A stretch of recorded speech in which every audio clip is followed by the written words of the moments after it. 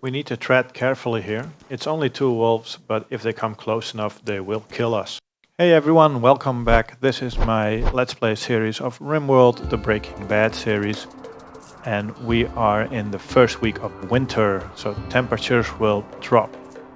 At the moment we have 2 colonists which are hurt, one is even bedridden, and we have 1 colonist on the move from our caravan trip. Priorities at the moment is getting well soon, cleaning up our stockpile and making sure Rokur comes back in one piece. Last episode we started moving stuff to our new stockpile zone, which is neatly organized in shelves. However, it is kinda dark in here, so we're gonna add some lights. So I'm putting some power conduits in here and then I'm gonna add 4 wall lights. It's only a few hours later when we see Doc is fully healed again. This is a good thing. So we still have our cryo sleep caskets over here and we need to do something about that in the near future. I'm thinking we might take some precautions here and put some traps around it. This way, if there are enemies in it, then at least we can handle them. If there are good guys in it, I'm guessing they're out of luck. I think there is a saying over here on the Rimworld, and that is, you cannot turn everyone into a friend, but you can turn every friend into a meal. So yeah, the number of traps is maybe a little bit of an overkill, but let's do it anyway. These are the spike traps and we can move them if we have some left. So I was checking up on a shooter here and it gave me a little bit of a scare because we didn't use any medicine. So the wounds are taken care of, but they could have been taken care of a lot better. These are not even bandages, this is just probably with some leaves or whatever, I don't know. But we hope she can pull through and no infections just yet, so that's a good thing. I'm sure it's gonna be just fine. Moments after that, Rokur finally gets back to our colony. This is also nice. Now we have 4 colonists again, and with Ashuta still bedridden, this is a useful hand. She's bringing back the melee skill trainer and the glitter world medicine. And I'm thinking we're either gonna use the melee skill trainer for Ashuta or Begonio to increase their melee skill. So we have a wanderer joining our colony. Let's see what's wandering towards us. Her skill set looks pretty decent, and as a fast walking night owl she can definitely help us. However, there is one thing. She is age 71 and this means her health is not gonna be good or is gonna be bad quite early on. So let's take a look at the health tab. As you can see here, her right and left eye suck and her spine is bad as well. So yeah, she's not gonna help us much, I guess.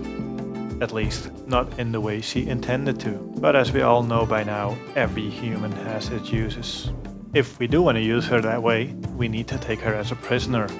And to take her as a prisoner, we need a prison room. So we're gonna move Begonio and then we're gonna install a bed in our prison room again. Ashuta being our best constructor, we're gonna let her construct a bed, and it is a good bed. And now it's a good prison bed. So while only spending like a couple of hours in our colony, Kanga has learned enough and tries to flee. We can't let her, of course, and luckily Begonio was quickly enough to catch her. It took like 3 days, but finally Ashuta is fully healed as well. So now we have our colony at full strength again. Kanga over here is maybe a little bit old, that doesn't make her less valuable. Real value is on the inside, as they say. So let's get it out. So instead of 2 organs and letting her live, I decided we're gonna do all 3 organs and have her die. So Kanga's death over here actually has 2 purposes. 1, Doc leveled up to level 15. 2, we have 3 organs. Oh, and there's a bonus of course. We have more meat and leather. Those baby foxes can't sleep on the cold floor, obviously. So I noticed somebody here with unhappy nudity. Yeah, I don't know why that is, but I thought we had plenty of pants and stuff, but I guess it's all tainted, so let's make some new pants and some new button-down shirts. They're probably pretty happy about the new clothes because they're throwing a party straight after. This particular party lasts till 8 o'clock in the evening. This is probably because of the lockdown. We can't have any alcohol consumption after 8 o'clock. Doc is still producing clothes and everybody else is asleep. Or well, everybody. I guess Randy's awake because he gives us another quest. We can get a shield belt, which is good, and a power claw. These two items will suit Ashuta quite nicely, being a transhumanist and a melee fighter. Seeing the distance here made me doubt a little bit, but yeah, we have 4 colonists, so I thought, why not? Let's send Rokur on a trip again. Of course, we're gonna give her the same amount of pemmican, and in total it's like 5 days of traveling. This is, yeah, quite long, is almost the entire week, but we're definitely gonna do this because this way we can please Ashuta. Because of the transhumanists, who will think this claw is awesome. So we're fast forwarding 12 hours over here. Rokur already left the map, and of course Randy notices that. And really, Randy, another raid when just one of my colonists left? Of course. Let's see who we're up against this time. They are tribespeople, and they are with the 5 of them. They have bows, knives and clubs, so this is a lot better than the last time, because then they had like a couple of guns. So I think this should be a lot easier. They are preparing for a while, and I'm that confident that we can take them on. We're actually going to take the initiative here. Like every Warzone game, first we're gonna change our loadout. We're gonna switch to guns again. So 2 of the enemies are wandering into range, and this is an awesome opportunity. We're definitely gonna take this. The 3rd one is noticing the shootout and joins. So with 3 against 3, it is a fair fight. Well, fair. We have firearms, they have bows.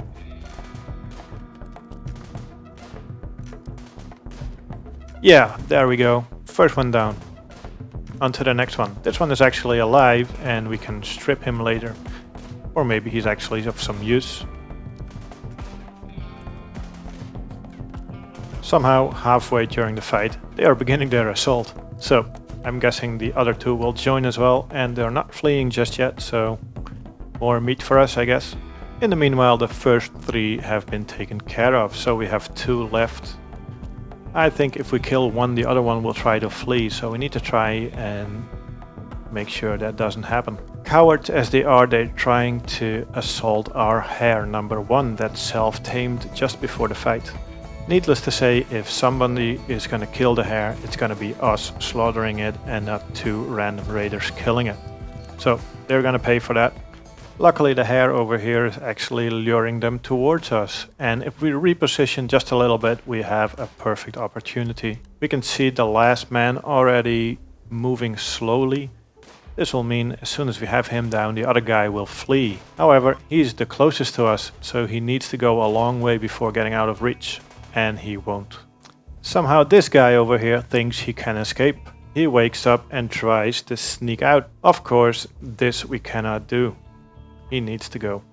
While tying up the loose ends, a shooter here will strip Hedgehog. So after the fight, it's time to bring in our new test subject. She's been brought in the operation room or the prison room, and there are still 3 organs lying over there. I am quite sure she isn't that comfortable. So 14 hours later, we get a message. Rokur has arrived at the destination. So Rokur still has her shooter frenzy, but we need to tread carefully here. It's only 2 wolves, but if they come close enough, they will kill us. So we need to slow them down, so let's check. The front leg is hit, and the moving speed is down quite a bit. So let's target the next wolf. I hope we can slow him down as well. This way we might have a chance. So we're gonna start a hit and run tactic, and we're gonna see if we can outrun them long enough to either hit them again or for them to die. And that's gonna take 12 hours. Luckily we don't have to wait 12 hours. Rokur manages to kill them, and this was just in time. Her mood is not that great. She is really close to a mental break, and luckily she can sleep inside. However, it is cold, so I'm quite curious if she's gonna make it without a mental break. So after a good night's rest, we send her back home. Let's hope she makes it. Next time, do remember, we need to take a bedroll. This will definitely help her sleep well. So going home, I thought about taking some more stuff like the steel urns, but then again, let's make the journey as quickly as possible and travel as light as possible. So we're only taking the power claw, the shield belt and the pemmican back. At home everything is nice and quiet. However, I kinda expected this, but Rokur is in a daze. So she finally broke down. She did a hell of a job, but she couldn't take all of it. So let's hope she gets back soon, and luckily she has enough pemmican to survive a couple of days. So even without Rokur, who is our animal tamer, we have a muffalo tamed. This is a self-tamed muffalo and we're going to use it for meat because it is a meal muffalo, so we cannot milk it, and that's a bit of a shame. But yeah, meat is also obviously very welcome. So our full-time researcher Doc finished another research project and we now have blowback operation, which grants us a couple of automatic rifles and guns. Next up is a gun turret, and this is what we're waiting for. We need to get the defense up. We got a comment about it last time, and Banshee, yeah, you're totally right, we need to get it going. In the late evening we have several messages. 1, Rokur is not in the days anymore. 2, we have a bulk's good trader. And 3, we are having toxic fallout. Now the toxic fallout could last quite a while. I hope it's done by summer, but otherwise we're screwed. Or at least our harvest is gonna be screwed, because we don't have any sun lamps yet and we don't have enough power for that. So yeah, first fix a roof. So toxic fallout, basically everybody walking outside is going to get sick. And it can actually last several months or years. So we can make a roof, but obviously they need to stay under the roof. So we're going to make a toxic safe zone. They get restricted to this zone, and they, I mean the colonists and our pets. So just a few hours later we have this nice greenish tint on the map. This is because of the toxic fallout. And our trader decides to bail. They say the temperature is dangerous and they are leaving. So it's no trading for us, and that's a bit of a shame. We have plenty to trade. Moods go up and down, but Doc feels great. She has an inspired creativity, and this means she can make something really good. Anything she makes gets 2 levels higher quality. So let's see, what will we make? I'd like, well, she is doing a lot of research, so I'd like a human leather armchair of awesome quality. Let's try that.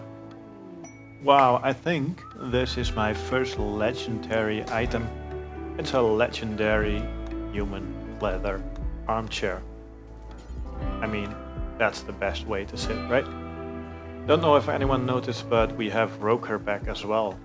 This means in the near future we can give Ashuta her power claw. But that is something for the next episode. We're gonna wrap up this episode. It's almost the end of the first week of winter in our 3rd year, and I hope you'll join me next time. If you like this content, please like and subscribe. That would definitely help my channel. Thank you for watching, and until next time. Bye!